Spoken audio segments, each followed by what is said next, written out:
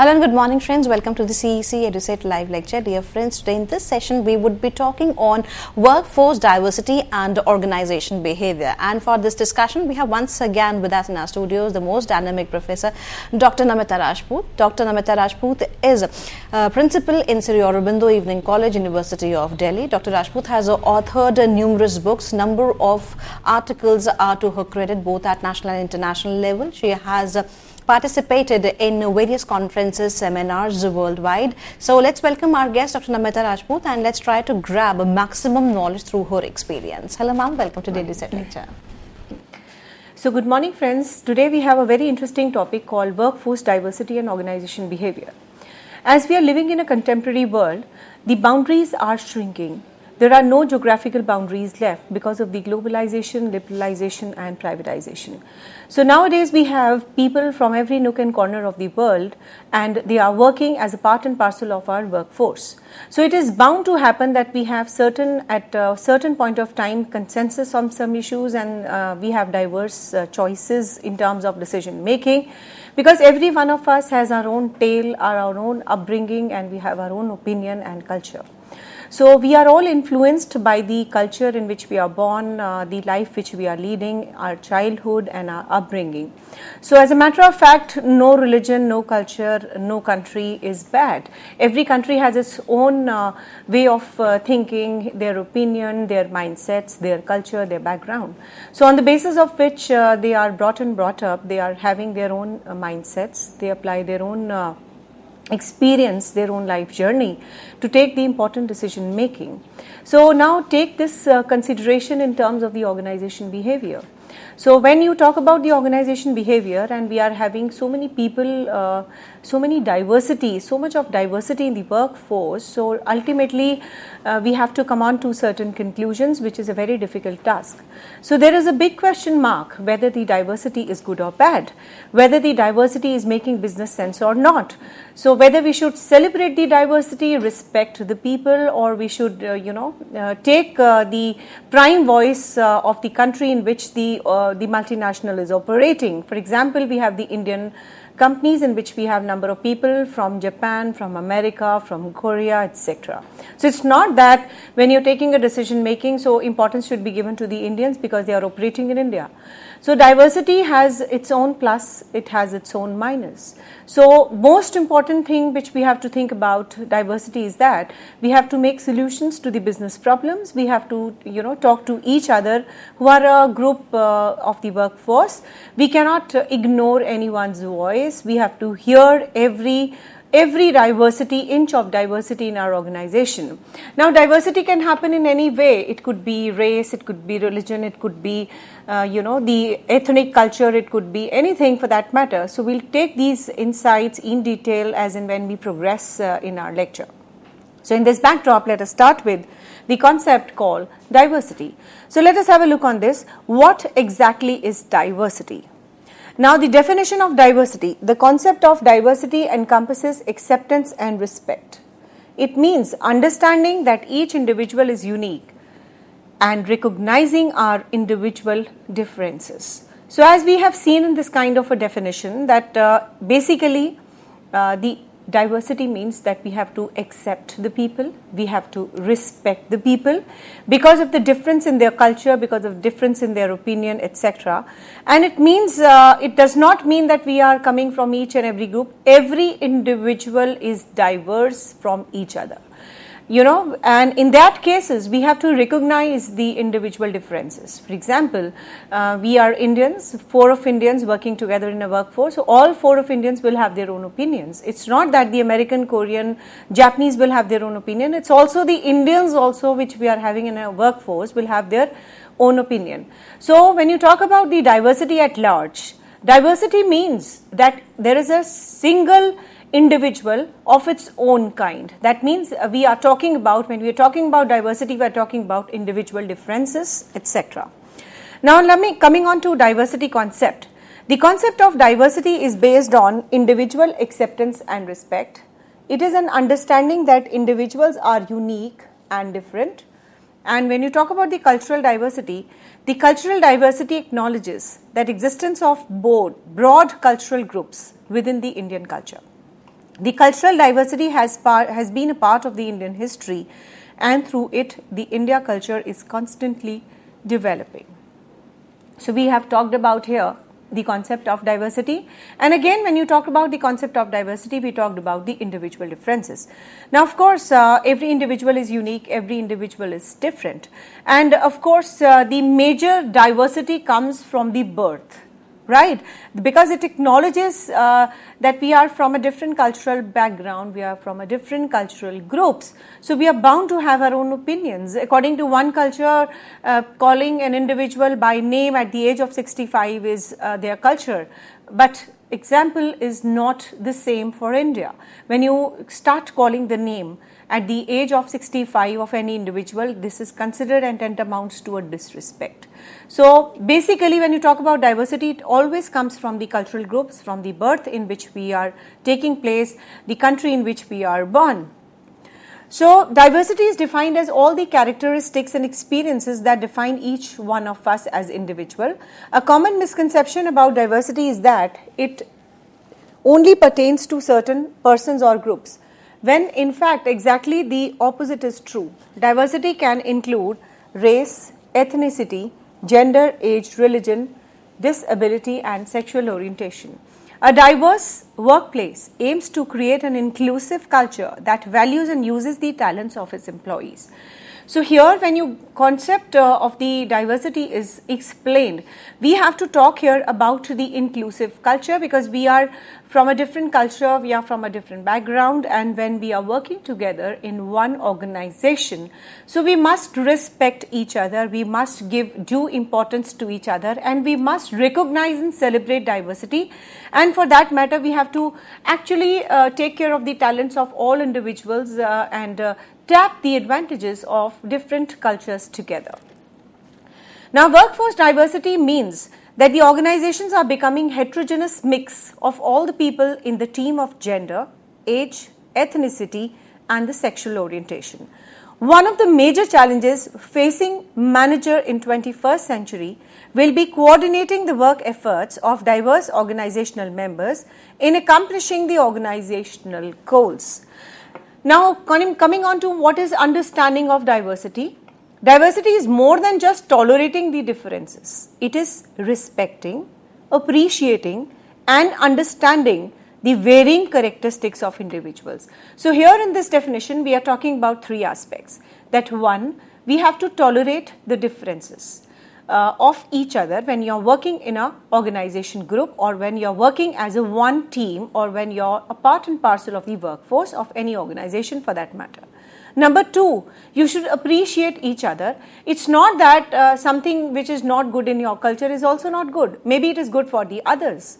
Three, we have to understand that why we are different, why there is a varying differences between our individual personalities. So there are three concepts to a diversity, that is, we must tolerate the differences, and of course we must appreciate each other, and three, we have to understand the varying characteristics of the individuals owing to a particular background or a culture. Now everyone is a unique individual, and no single person is a representative of a certain group. So this is one line which everyone must understand very deeply, that we are all unique and we are all a single individual, but we are not representing one group of a society. Suppose I am a Punjabi, and of course I will not represent a complete Punjabi community. If I am a Madrasi, I will not communicate everything and all characteristics which is relating to a Madrasi. So this is altogether a different concept, and this is definitely a question mark when you talk about the concepts of diversity, that when you talk about one individual, we cannot call him as a complete representative of a one group of a society. So this is one thing which has to be very deeply incited into your minds. And of course, the stereotypes and other racial biases and the prejudice are damaging to a business. And of course, when you are talking about that all Americans are like this, all Japanese are very hardworking, and you know, these statements and the generalized statements like this is damaging the organizations of today. This is damaging the organization behavior of today, of the modern contemporary organizations. So as a matter of fact, you should not make any kind of prejudice. You should not be, having any kind of a racial biasness in your opinion, because every individual is different and you must respect each individual differences. It is not that he is coming from one community, so you can have a generalized statement about any individual for that matter. And discrimination breeds a narrow-mindedness. It impairs the employee morale, it strains the employee relationships, and thus it damages the productivity. Not to mention it is illegal and in terms of litigation also. Now every newspaper in the morning is spread with all kind of these news that there was a communal riot, there's a racial discrimination and all that. So this is all the byproduct of this kind of a situation, that you're not respecting the diversity, you're not appreciating those people. In fact, you're trying to, bound your opinion, confirm your opinion, have a generalized background of your opinion, which is not good. Because all these kind of communal biases, all these kind of opinions, it is damaging the organizations of today. And when you talk about the organizations of today, every organizational behavior will be impacted. And because organization behavior deals with the psyche of the individuals, their mindsets, their thoughts, etc. So as a matter of fact, these things should be avoided to the maximum largest extent. And when you talk about, this thing in the legal terms, it is also illegal. So the law also does not allow us to do any kind of racial biasness or prejudice in that matter. Now, what is diversity and what does it include? Now, diversity is all about differences in age, differences in gender, ethnicity, that is the cultural background, the race, the physical abilities, the sexual orientation, the physical characteristics, the income, education, marital status, religious beliefs, geographic location, parental status, and personality types. So this list which is shown in front of you is not exhaustive. There are a number of other parameters also which are included in the list of diversity, but these are primarily the most important aspects when you talk about the diversity, that people are different in their age groups, the people are different in their, the gender. Some people are male, some people are female. And of course, we are different in our physical abilities also. Some people can really work hard. Some people are very fragile. They are not able to work for long hours. We are having our own communication skills. We are having our own culture. We are having our own religion. We are, of course, some people are married, some people are unmarried, and of course, some people are rich, some people are of middle, income group, and some people are really below the poverty line. And of course, we are having some kind of a religious belief which makes us also different and which makes our even work culture different. Because, all these things are not watertight compartments. Everything and everywhere there is a spillover and interplay of all these things together, which makes diversity more stronger, which makes individual more different. So that is, the basic criteria of having a diversity in front of us. Now coming on to the definitional aspect of a diversity, let us have a look on this. It is the exploration of these differences in a safe, positive and nurturing environment. It is about understanding each other and moving beyond the simple tolerance to embrace and celebrate the rich dimensions of diversity contained with each individual. So we will do and break up this definition in small parts so that you are able to understand the concept called diversity. First is, it is exploration of these differences in a safe, positive and nurturing environment. Now we have seen a list on the basis of which we are able to identify that all individuals are different from each other. Now as a matter of fact, if you are able to capture and catch those differences in a very safe, in a very nurturing and a very positive environment, it will be very good for the society at large.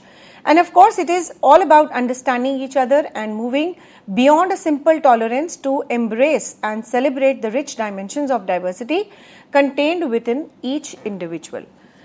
Now, let us come on to the dimensions of a diversity. There are primarily two main dimensions. The first is primary dimension and the second is a secondary dimension.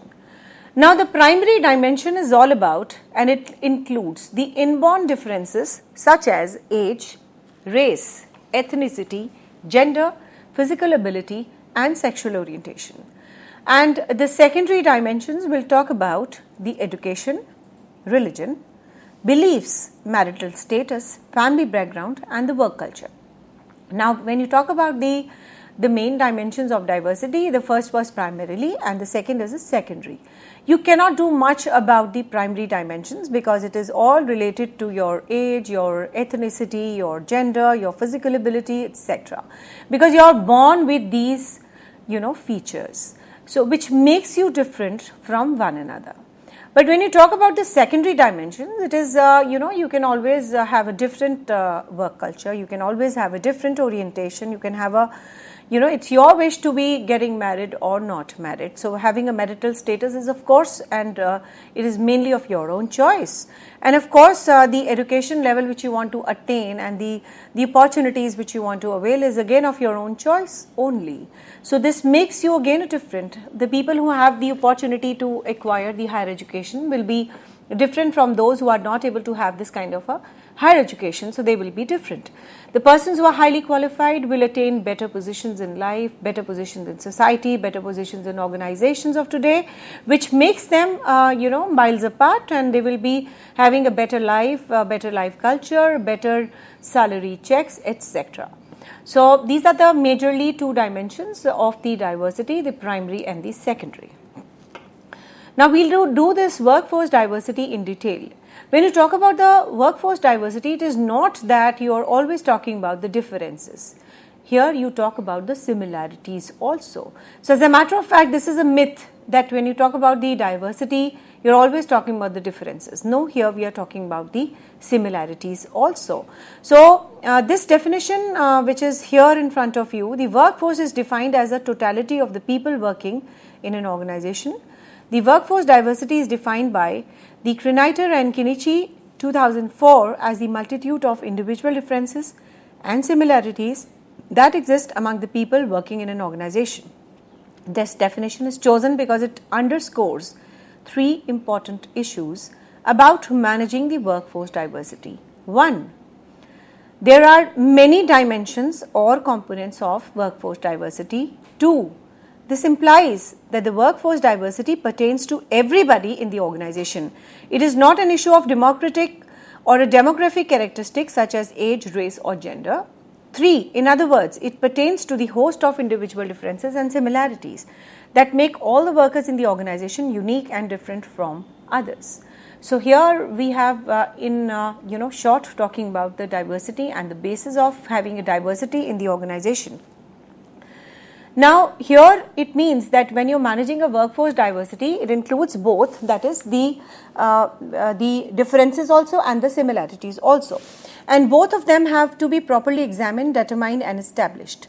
The Hanald and Kumar pointed out that in the organization performance, the index diversity that captures the overall involvement and understanding and appreciating the interdependence of humanity, culture and natural environment, practicing the mutual respect of qualities and experience that are different from our own country.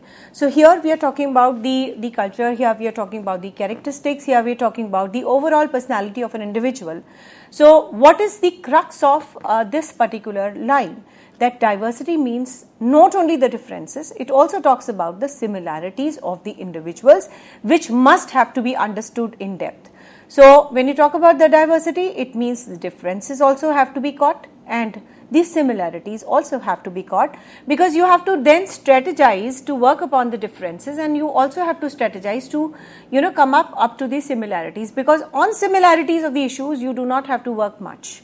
But when it comes to the differences, you have to actually strategize those differences so that you are able to have a good opinion and you have to have a good strategy to counter all these kind of diverse issues.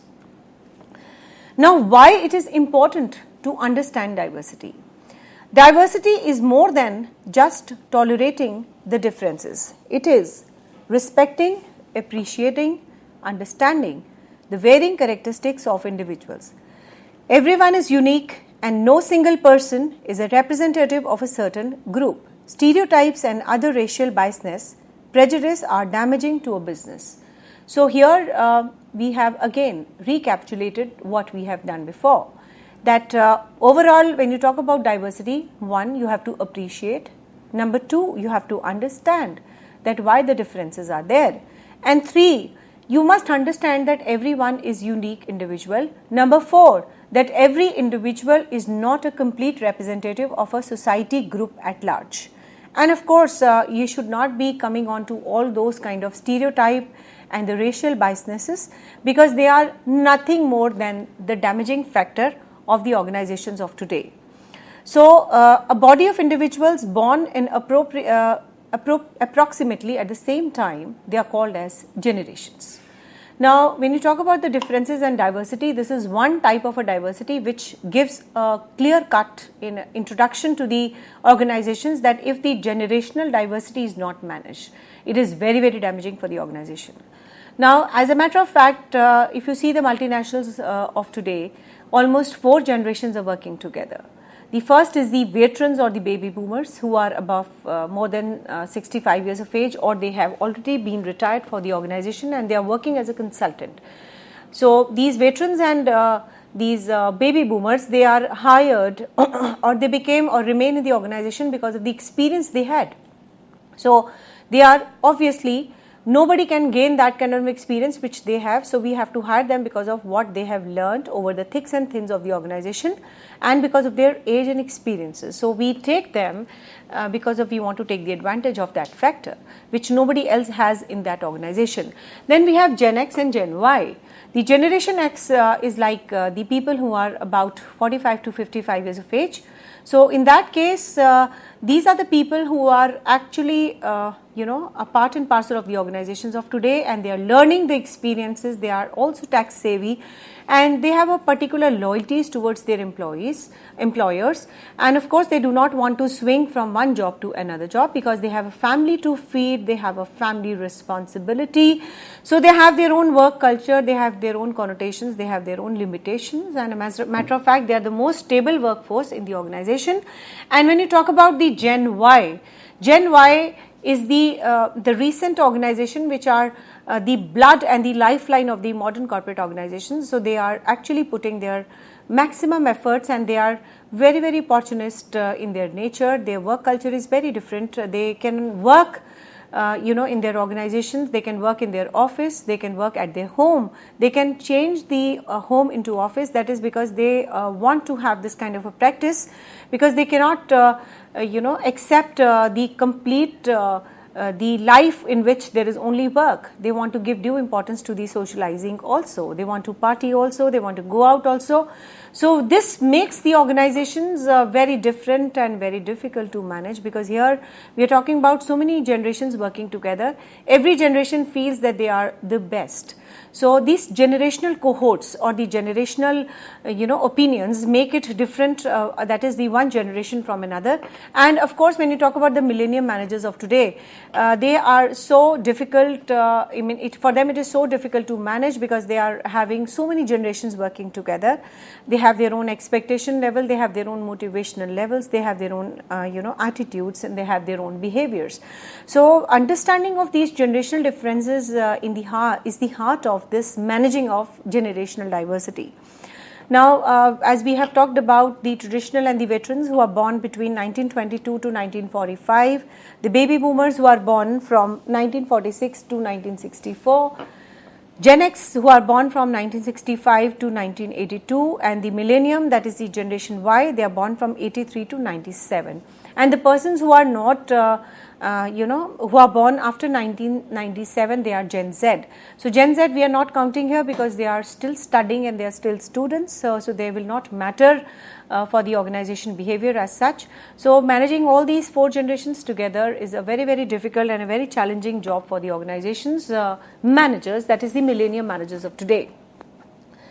Now, these generations, they differ.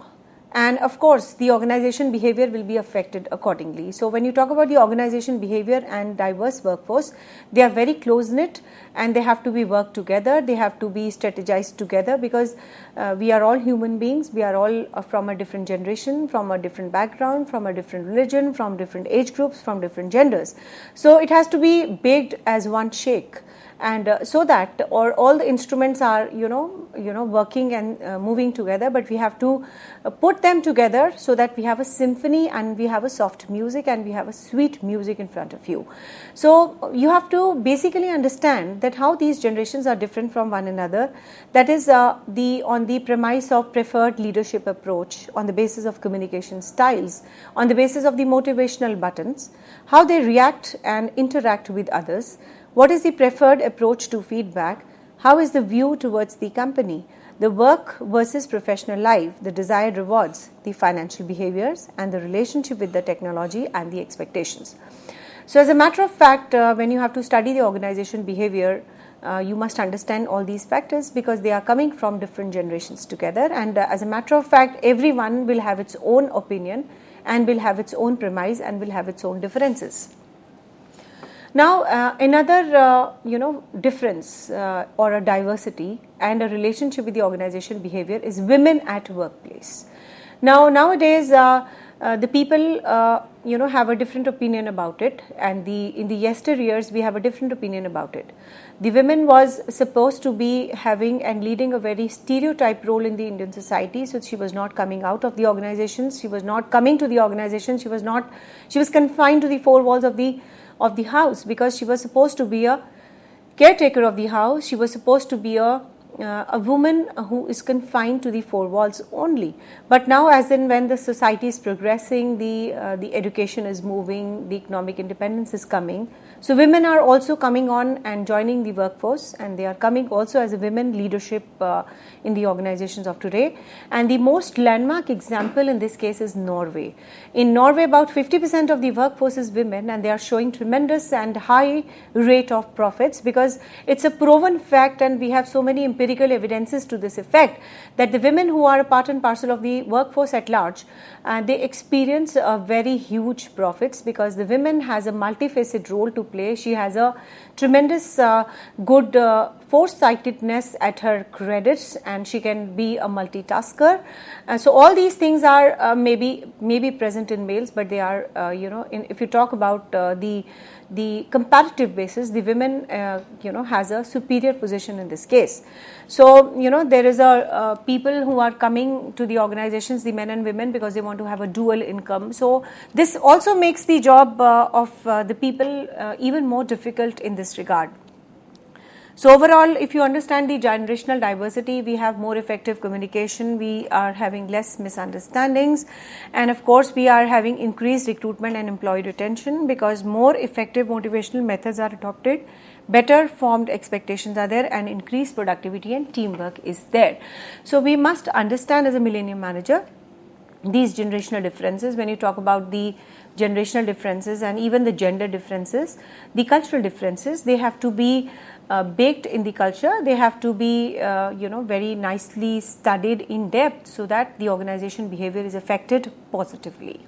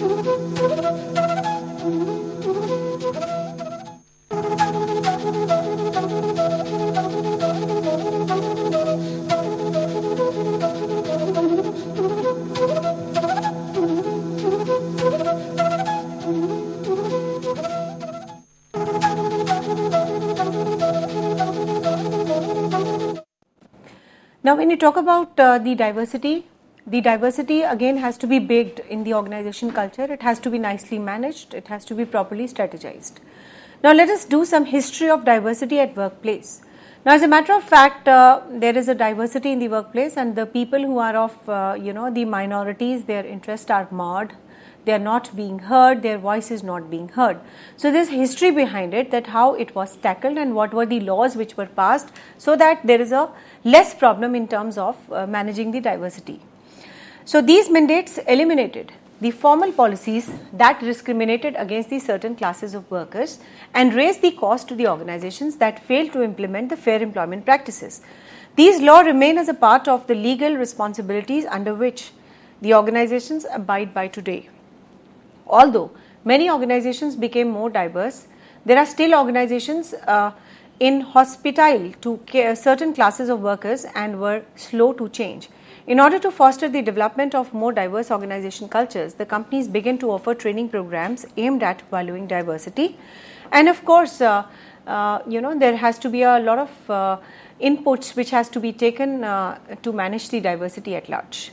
Now, why accept diversity? Diversity brings real benefits to society and business. And it is a proven fact that the people who are from a different background and culture will have their own opinion, will have their own mindsets, will have their own views. And if asked upon, they will give a different answers for that matter. And of course, all these answers can be together, and we can have a consensus, which is of course better than having only one kind of an opinion. Now, diversity brings real business benefits to the society. For society, diversity brings richness and variety. There are always new and interesting things to be learned from each other. Now, we must understand that if we are a part and parcel of the society, so the diversity is definitely going to bring some kind of a richness, some kind of a variety in your decision making, and it is going to make things more interesting, and there is a learning experience from one another.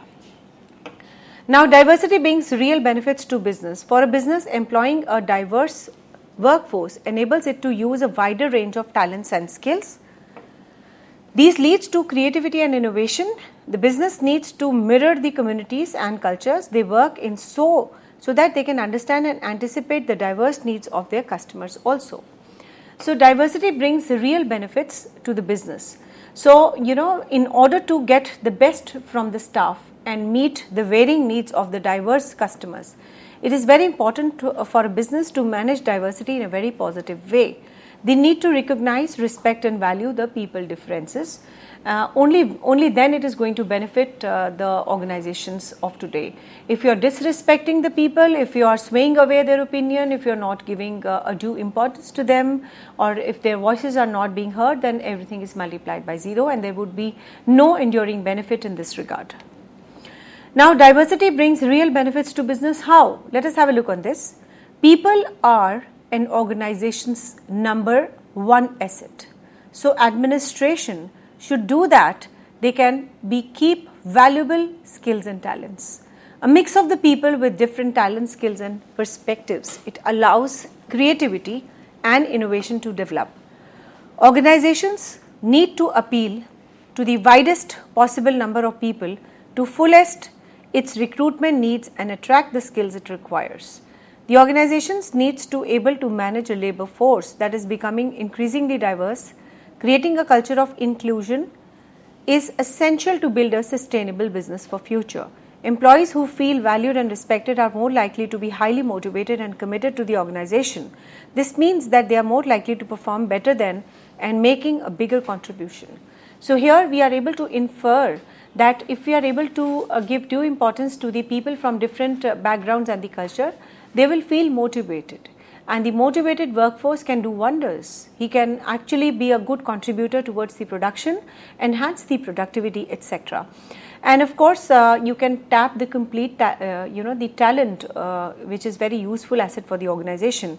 So, and of course, when you talk about the diversity, you should always have a kind of an inclusive approach, that is including everyone for the decision making process. And if you adopt this inclusive approach, it is good for the organization at large. Now, coming on to managing the diversity. This is the most difficult, challenging job of the millennium managers of today. If he is able to only listen to one community, the other community will be unhappy.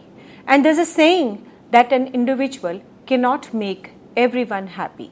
If you're able to only be involved in the process of making everyone happy, then you will be ending up your life and your own meaning to life, your own consensus towards life will be lost.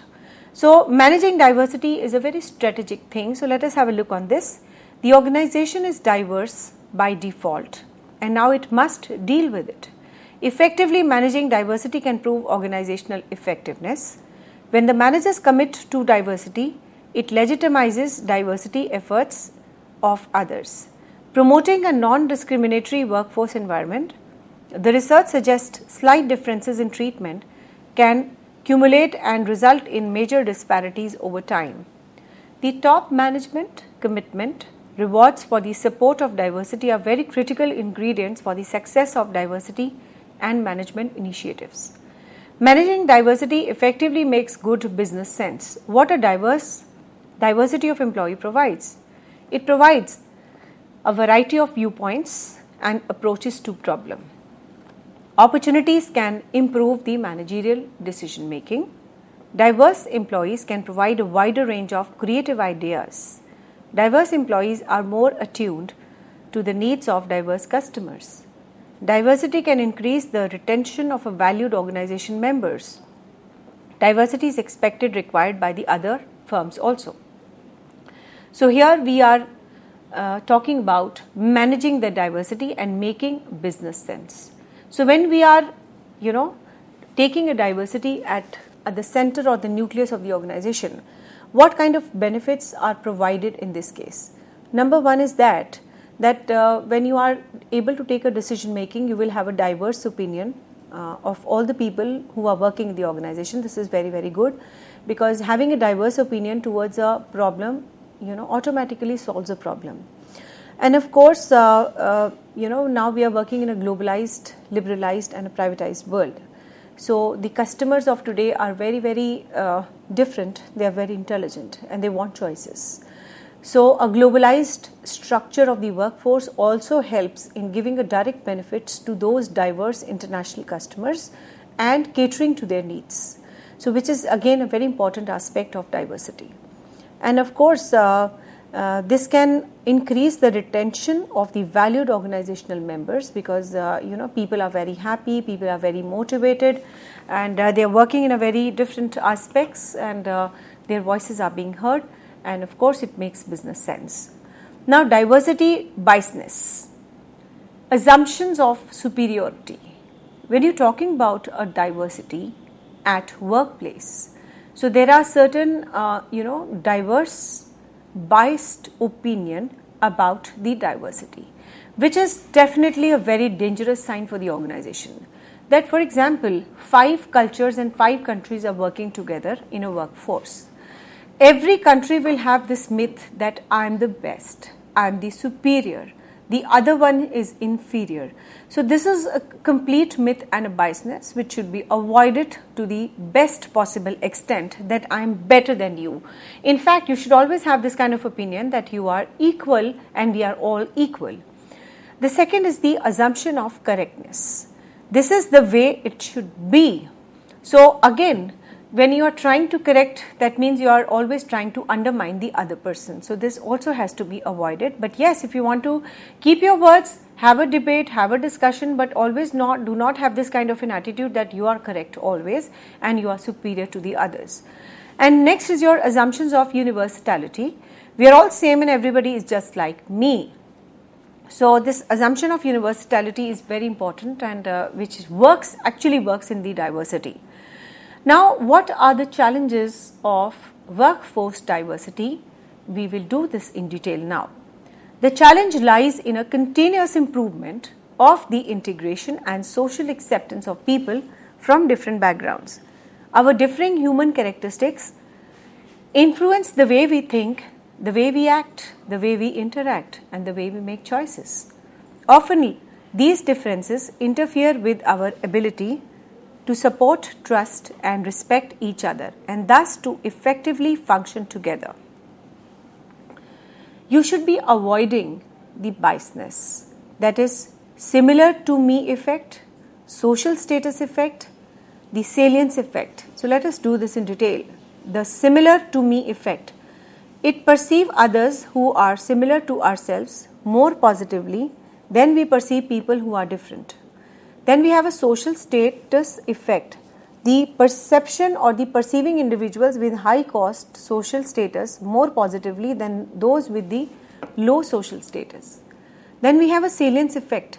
That is the focus attention on individuals who are conspicuously different and knowing and willingly denying diverse individuals access to opportunities and outcomes in an organization.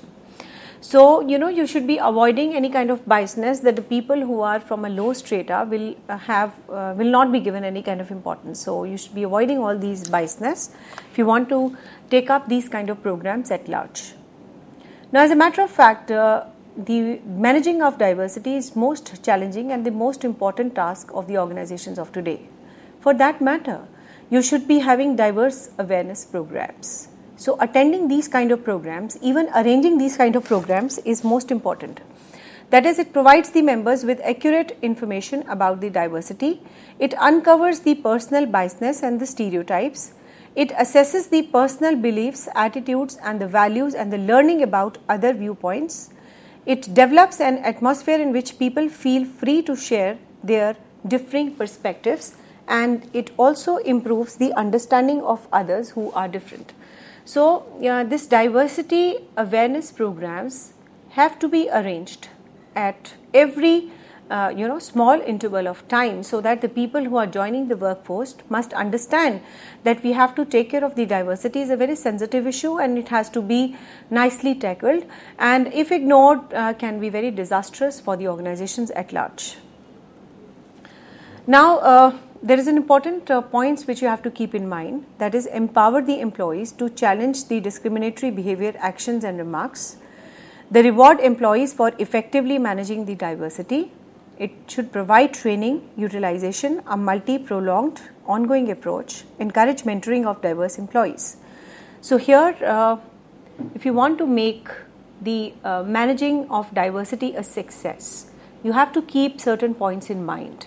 That is, you have to empower your employees and give them a big power, that you have the power to take care of the diverse issues at your end, and you should not be spilling over these aspects to the other levels. Then of course you have to come out with certain reward programs that a person who is able to manage the diversity to a good level will be rewarded. And of course you should always give them some kind of a training program for a prolonged multi-ongoing approach, because it's not a one-time approach, it has to be an ongoing approach to actually take care of these issues at large.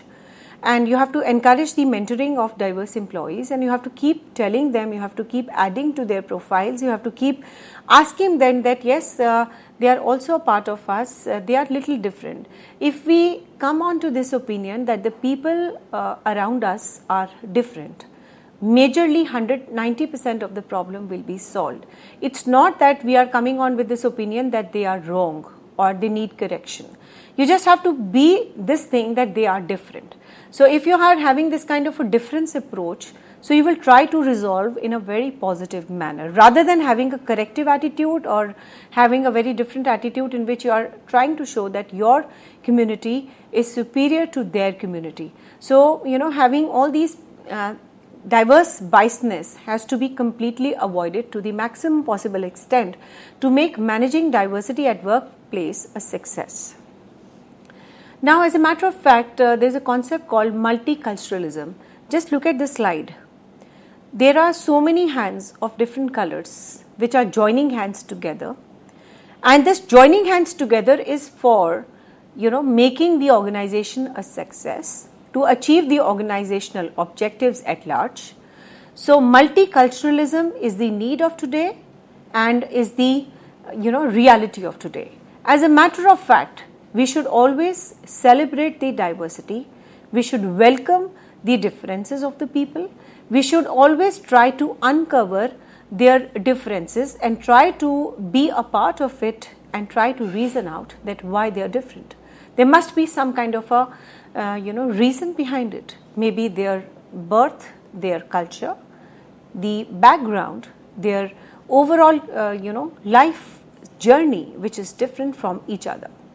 So multiculturalism is a system of beliefs and behaviors that recognizes and respect the presence of all diverse groups which are present in the society. It acknowledges and even values the social cultural differences, and it encourages and enables their continued contribution without an inclusive cultural context which empowers all within the organization or a society. So this is a very beautiful description of multiculturalism and diversity at workplace.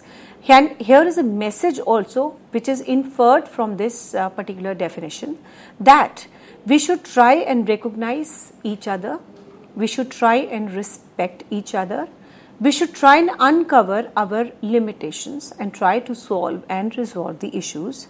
And of course, we should not be making an issue of always a culture or a racial biasness or the prejudice behind us. And we should always empower the organization that it is very important to be a part and parcel of the organization as a whole, and we should work as a team rather than different small groups and cultures. So let us get along. So this is a very important and a good slide which is in front of you. That is the golden rule. What is the golden rule? That here all the different the religions and the culturals are depicted. Like we have a native spiritualism, we have a Judaism, we have a Jainism, we have a Judaism, we have Islam, we have Bahamas, we have Hinduism, we have Buddhism, Confucianism, Taoism, Sikhism, Christianity and Unitarianism. So all the symbols are there in front of you, but all have a one road to go, that is, it all leads to a spirituality at one, that is one road and one God. Maybe the routes are different, but we are moving towards, or we are getting along to only one destination, that is God. So if we understand this, that similarly we are coming on from a different backgrounds and culture, but only one objective is there, that is to understand the organization behavior, to understand the organizational objectives, that is the one head and the one plan, irrespective of where you are coming from, what you are doing, what your culture is. And even the multiculturalism, everything is very, very important to understand, and ignoring the differences. So, if you ignore the diversity, so we have to talk about the consequences of ignoring the diversity. Now, if you ignore the diversity, there's an issue of cost, time, money and efficiency. Some of the consequences can include unhealthy tensions between the people of differing gender, race, ethnicity, age, abilities, etc. There's a loss of productivity because of increased conflicts, inability to attract and retain the talented people of all kinds, the complaints and the legal actions, inabilities to retain women and people of color, resulting in lost investments in recruitment and training. So we have seen here that if you are ignoring the diversity, the consequences are really bad. And there is only one thing which you have to remember, that it is going to have a negative spillover onto the environment in which we are there. That is the organization behavior and culture. It is going to be negatively affected. There will be a continuous tension and unhealthy practices which will be all around and will be capturing your organization, and of course it is detrimental for the growth of the organization and business. And the inability to retain the women and the people from different colors, it also results in the loss of investments in recruitment and training. So as a matter of fact, you should be very judgmental, you should be very careful, you should be very rational in not ignoring the diversity at large. Now there are certain considerations and warnings which needs a special mention here. As workplaces are becoming more diverse, employers are encouraged to take note of communication, training, recruitment practices and management. Diverse workforces may be blotched with the problems if employees aren't equipped with the knowledge they need to communicate effectively with their co-workers regardless of the differences. So diversity training can also help in reducing the interpersonal conflicts within the company, and as a result of efforts to train employers on diversity, issues management may see an increase in training and development cost. Allbusiness.com online resource for organization entrepreneurs notes some of the business beliefs that cost of diversity are higher than its benefits because of the potential issues with communication and training.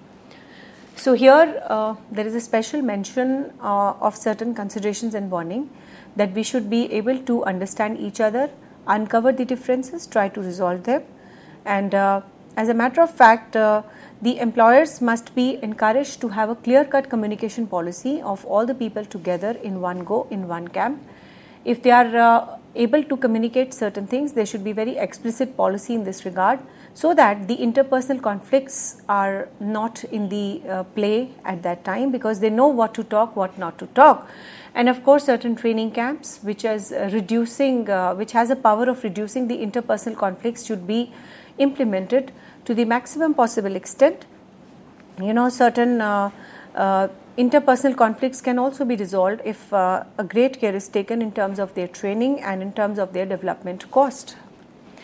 So now I'll give you two examples of the diversity at workplace, which is able to influence the organization behavior at large. Now, this is a very famous company of Coca-Cola. Now, diversity is at heart of our business, and this has been taken from their website of Coca-Cola. We strive to create a work environment that provides all our associates the equal access to information, development and opportunity. By building an inclusive workplace environment, we seek to leverage our global team of associates, which is rich in diverse people, talents and ideas. We see that diversity as more than just a policy and a practice. It is an integral part of who we are as a company and how we operate and how we see our future. So here on the website of the Coca-Cola, it is specifically mentioned that they believe that diversity should be encouraged. They feel that diversity is at heart of their business, and of course why they are accepting and encouraging diversity is that they want to have a rich experience of the diverse people together. They want to tap the talents and the ideas of the different working people together, and of course then they are making this as a policy matter, as a practice, and overall they feel that diversity will be good for them. Now, as a global business, our ability to understand, embrace and combine in a multicultural world, both in the marketplace and at a marketplace, it's critical for our long-term sustainability, and especially the impacts our ability to meet our Vision 2020 people goals. So many people across the company continue to work diligently to help us in advance in our diversity journey and build our practices on diversity, inclusion and fairness.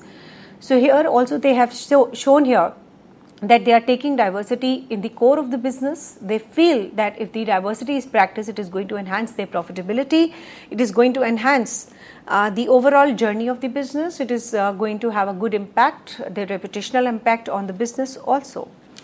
So when you talk about the equation, let us have a look on this. Respecting individual plus valuing differences plus representing our consumers and the markets where we do business is equal to diversity. We also include our associates in the process. We garner their feedback through formal surveys and informally through their participation in our business resource groups, various diversity education programs and our resolution programs, where associates can work to resolve the issues they face in our company. Now, another example which we are going to quote here is McDonalds. It's a well known for diversity. 62,000 people from 128 countries work for McDonald's. They believe in equal chance and equal offers to all its employees. They believe in partnership with community.